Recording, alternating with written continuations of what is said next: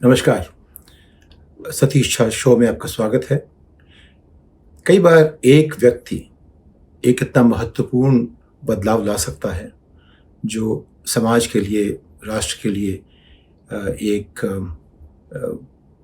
मील का पत्थर बन जाता है। पिछले कई सुप्रीम कोर्ट के चीफ जस्टिस के साथ बहुत सारे सवाल खड़े हुए थे कि हमारे यहाँ कानून का राज्य है कि नहीं है। अगर कोई राज्य ज्यादती करे तो क्या उसके खिलाफ कोई अपील है कि नहीं है। ऐसा लग रहा था कि आम आदमी, आम नागरिक हताश हो गया था। उसके पास दरवाजे न्याय के नहीं थे। लेकिन आज सुप्रीम कोर्ट ने फिर याद दिलाया है कि अगर कुछ बदलाव किए जाएं, कुछ लोग बदले जाएं, कुछ लोग खड़े हों, कुछ लोग अपने जो मूल्यों के साथ चलें, तो कई चीज़ें खराब होने से ज़रूर बच सकती हैं। आज सुप्रीम कोर्ट ने फैसला दिया कि जो उत्तर प्रदेश में जो सरकार का आतंकवाद था वो ठीक नहीं था। कम से कम वो कानून के हिसाब से ठीक नहीं था। उसमें ऐसा कुछ नहीं हुआ है कि जो सरकार ने किया वो नहीं कर सकती, लेकिन जिस तरह से किया उस तरह से नहीं कर सकती। तो सुप्रीम कोर्ट का आदेश है जो उत्तर प्रदेश सरकार ने करीब 276 लोगों के खिलाफ रिकवरी नोटिस भेजी थी, इसलिए कि वो शायद उस पर पूरी कोई किसी को विश्वास नहीं कि इन लोगों ने किया था, लेकिन शायद इन लोगों ने सीएए के खिलाफ आंदोलन में हिस्सा लिया था। आपको सीएए की बात याद होगी, उसकी आजकल चर्चा कम होती है। जब भाजपा की सरकार बनी 2014 में, उसके बाद काफ़ी सीएए की चर्चा हुआ करती थी। असम के संदर्भ में, यूपी के संदर्भ में, आपने शाहीन बाग आपको याद होगा, दिल्ली में, देश भर में कई तरह के प्रदर्शन हुए, विरोध हुआ। अब उसकी बात हम कब सुनते हैं, लेकिन उत्तर प्रदेश की सरकार ने कुछ अजीब चीज़ें की। आपको याद होगा कि जब आदित्यनाथ मुख्यमंत्री बने तो उनका पहला काम था कि उनके खिलाफ जितने भी कचहरी मामले थे जो कि क्रिमिनल मामले थे, उन सबको उन्होंने खुद ही वापस ले लिया। यानी कि एक आदमी अपने खिलाफ सारे मामले, सारे केस खुद ही वापस कर ले, ये कितना न्यायपरक है ये आप समझ सकते हैं।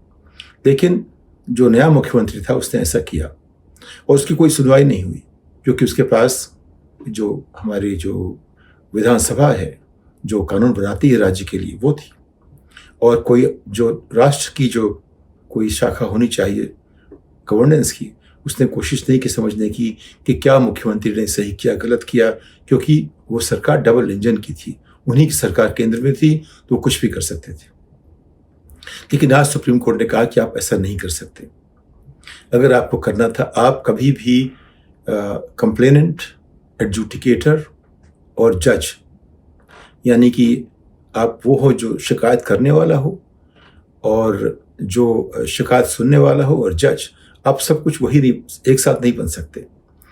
तो अगर आपको कुछ करना भी हो तो उसका एक तरीका होगा। उसके लिए आपको एडमिनिस्ट्रेटिव तरीका, प्रशासनिक तरीका नहीं अपना सकते, उसके लिए आपको न्यायिक तरीका अपनाना पड़ेगा। यानी कि जो नोटिस दी गई थी वो सरकार ने जारी की थी। हमें समझना पड़ेगा फ़र्क जो सरकार में होता है। एक न्यायपालिका है, एक हमारी लेजिस्लेचर है जो कि चुने हुए लोग आते हैं, और उसे एग्जीक्यूटिव भी कहते हैं। और तो एग्जीक्यूटिव हो गई, और हमारी विधानसभा, विधान परिषद और लोकसभा, राज्यसभा हो गए एक तरफ, और न्यायपालिका, और फिर मीडिया। तो इस तरह से अगर आप देखें सरकार को, तो उसमें एक बराबरी का एक हिस्सा होता है, लेकिन हमेशा एग्जीक्यूटिव हावी रहती है। जो प्रशासन है उसके पास ताकत है, पैसा है, शक्ति है, सब कुछ है। बाकी लोग इसलिए चलते हैं कि प्रशासन का ये भी काम है कि वो संविधान के हिसाब से चले, और जो एडमिनिस्ट्रेशन का काम है बताता रहे सरकार को, सरकार जो कि लोग जनतांत्रिक तौर से चुनते हैं, उस सरकार को प्रशासन बताता रहे कि आप ये कर सकते हैं, ये नहीं कर सकते हैं। लेकिन आजकल जो हमारी सिविल सर्विस है उसके अफसर, वो उतनी उनकी रीढ़ नहीं मजबूत है कि वो खड़े हो सकें जो चुने हुए प्रतिनिधि हमारे उनके सामने। तो इस तरह से जो राजनीतिक एग्जीक्यूटिव है वो हावी हो जाती है पूरे समाज पर, देश पर, प्रशासन पर, और बाकी लोग उसके सामने कमज़ोर पड़ जाते हैं। तो उत्तर प्रदेश में जो ऐसा हुआ, उसकी कुछ सीमाएं और लांघी गई, उसको कुछ और ज़्यादा जो न्याय की बात थी उसको दरकिनार किया गया, और प्रशासन ही सब कुछ बनने की कोशिश करता रहा। तो मुख्यमंत्री जो बनेगा उसके खिलाफ जितने केस थे वापस हो जाएंगे, और जिसके खिलाफ चाहेंगे केस वो लगा देंगे। तो 276 लोगों के खिलाफ, जिनके खिलाफ केस थे, उनमें से एक व्यक्ति 94 साल का था, वो 6 साल पहले गुजर चुका था। कुछ एक लोग 90 बरस के थे, कई लोग ऐसे थे जो उनमें गए ही नहीं, लेकिन जिसके भी खिलाफ उन्होंने चाहा केस डाल दिया। वो केस किसने किया? प्रशासनिक, यानी कि मजिस्ट्रेट ने किया, जुडिशियल वाले ने नहीं किया। तो पिछले हफ्ते सुप्रीम कोर्ट ने उत्तर प्रदेश की सरकार से कहा था कि आप जितने भी नोटिस उसको विड्रॉ कीजिए, वापस लीजिए, और फिर आप ये तय कीजिए कि अगर ठीक से करना है तो जुडिशियल तरीके से वो काम होगा। अगर जुडिशियल तरीके से होगा तो माना जाता है कि जो न्यायिक विभाग है, न्यायिक जो एक जो हमारे तंत्र का जो हिस्सा है, वो अगर ठीक से काम करे तो सरकार की खबर लेता है।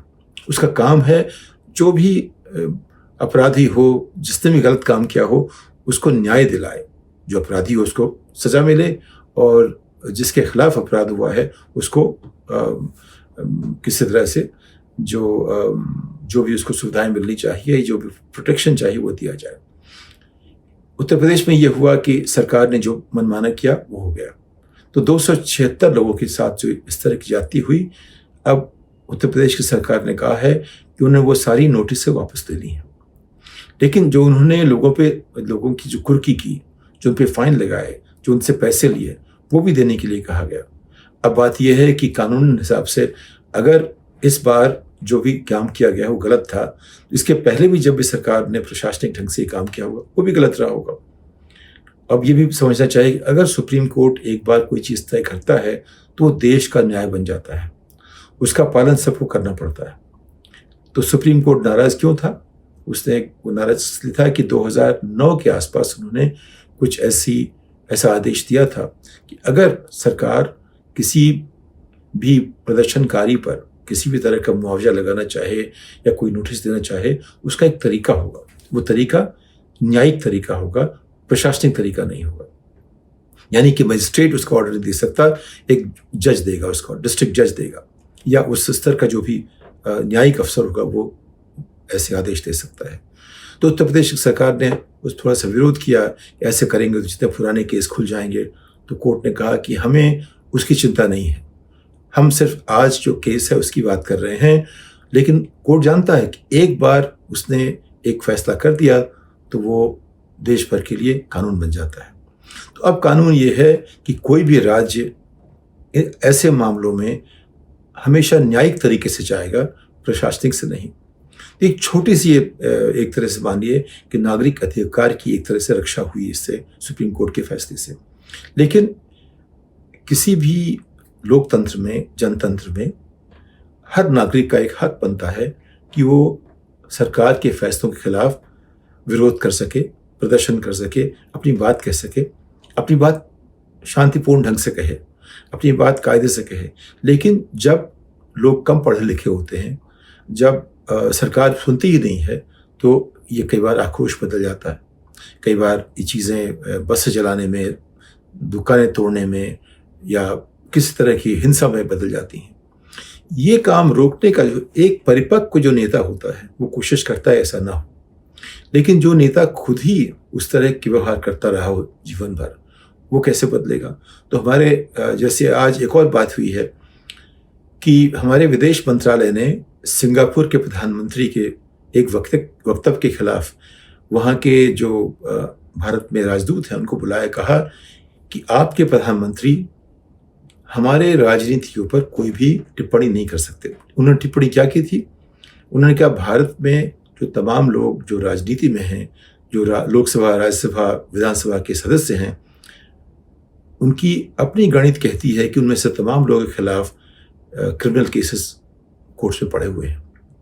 यानी कि अगर जिनको हम चुन के भेजते हैं उनमें से 40-50% ऐसे हैं जिनके खिलाफ कुछ क्रिमिनल केसेस कोर्ट में चल रहे हैं, तो उस पर उन्होंने सवाल लगाया कि नेहरू के ज़माने में ऐसा शायद कम होता था और अब ये बढ़ गया है। उनकी जो दूर की समझ है उसमें ऐसा लगा कि नेहरू बड़े नेता थे जिन्होंने देश को आज़ाद भी कराया और 17 साल तक एक काफ़ी काबिल नेतृत्व भी दिया। ऐसा वो कहना चाहते थे अपनी संसद में, सिंगापुर की संसद में। भारत सरकार को उस पर आपत्ति इस बात पे हुई कि उन्होंने इस बात का जिक्र किया कि हमारे जो नेता हैं, जो चुने हुए नेता हैं, उनमें से कई लोगों के खिलाफ क्रिमिनल केसेस पड़े हुए हैं। अब ये बात जो है उसका सबसे अच्छा जवाब ये हो सकता है कि हमारे जो भी चुन के आते हैं उनके खिलाफ क्रिमिनल केसेस ना हो, या जिनके खिलाफ केस हो वो ना लड़ें खुद ही, या सरकार उनसे कहे कि आप नहीं लड़ सकते। अब ये भी हो सकता है कि कई बार दुश्मनी में, प्रतिस्पर्धा में लोग एक दूसरे के ऊपर कुछ केसेस लगा दें इसलिए कि वो फिर चुनाव ना लड़ सकें। उसका भी ख्याल अलग से होना चाहिए। अगर मामले गंभीर हैं, हत्या के हैं, ऐसे हैं जो एक मान लीजिए काफ़ी संगीन माने जाते हैं, तो उनके वो कौन तय करेगा? क्या इलेक्शन कमीशन तय करेगा? तो इसी गफलत में कौन तय करेगा?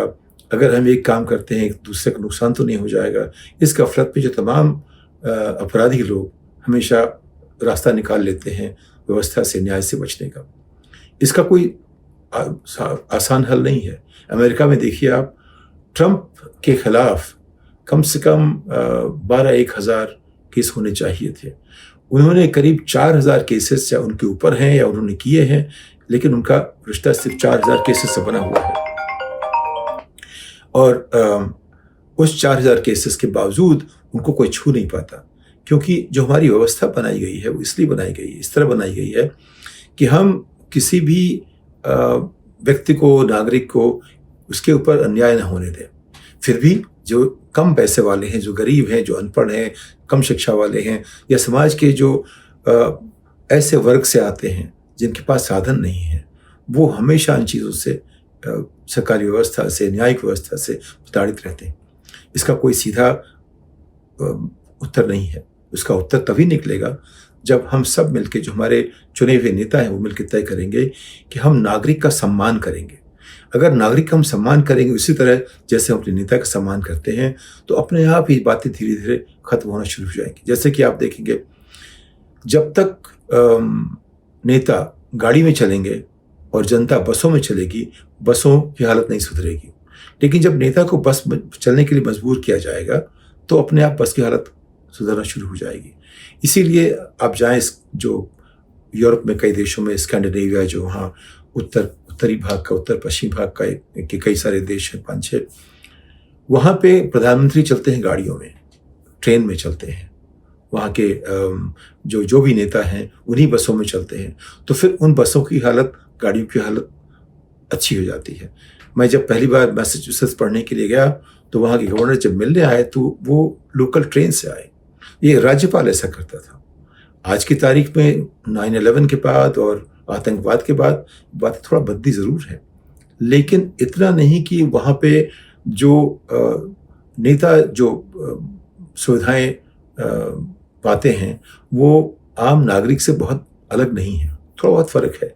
लेकिन आम नागरिक के पास वही सुविधाएं हैं, उसी तरह की सुविधाएं हैं, उतनी अच्छी सुविधाएं हैं जो नेतृत्व में हैं या जो पैसे वाले हैं, साधन वाले हैं। तो साधन वालों और आम आदमी के बीच की दूरी बहुत कम है। हमारे यहाँ वो दूरी बहुत ज़्यादा है। उसकी वजह हमारी कुछ न्यायपालिका और कुछ जो हमारे नेता हैं वो किस तरह से अपने आप को देखते हैं। सुप्रीम कोर्ट के आज के फैसले ने कम से कम उस पर छोटा सा एक विराम लगाया है कि सरकार प्रशासनिक तरीके से आम आदमी को, आम नागरिक को तंग नहीं कर सकती। ये अपने आप में छोटी सी बात ज़रूर है, लेकिन बहुत महत्वपूर्ण है। इस बात के साथ अगली पायदान तक आपसे विदा लेता हूँ। नमस्कार।